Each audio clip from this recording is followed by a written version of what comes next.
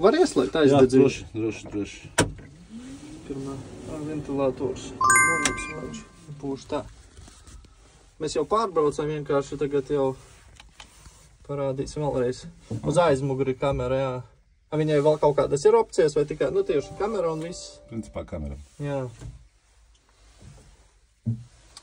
Tas vairāk domās. Bet es kā braucu, man šitie likās ļoti labi. Spoguļi lieli, plaši uz aizmuguri pat, nu, nezinu, vai es kā pieredis bez kameras likās ļoti labi redzēt. Jā, vēl ir iespēja arī priekšā iekšējo spoguli paņemt sfērisko lielo. Lielo. Jā. Ir lūka. Lūka ir var aizvērt.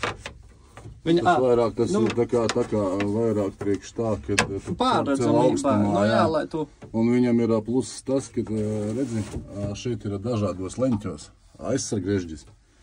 Ja, kas tev, teiksim, ceļot kausu augšā, kad tu, skaties, kur tev kaut ko likt, tad tev vienkārši tie dažādie leņķi nemaisa redzes leņķi, kad viņu, teiksim, perfekti var redzēt. Jā, saules sargs. Kad noņemās tā. Saules sargs, samaram. Spidometru parādīsim. Cilvēki redz. Tur tālāk, teiksim. Ir vēl tur kaut kādas funkcijas? Jā, ko visu.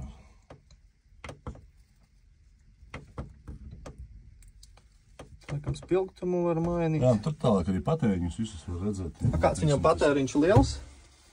Atkarībā no darbiem, teiksim. Nu jā, te jau grūti izmērīt. Tukšgaitā uz pilnas, teiksim, gāzes, transporta ātrumā tas ir kaut kādi 4 litri stundā šādi. Te jau nav daudz. Kas tā par pogu tāda? Tas ir DPF filtra reģenerācija. Jā, reģenerācija. Viņa pati jāizslēdz, automātiski neieslēdzās. Nu jā, tā. Kas tas tāds gribēja procīt? Braucu neredzēju.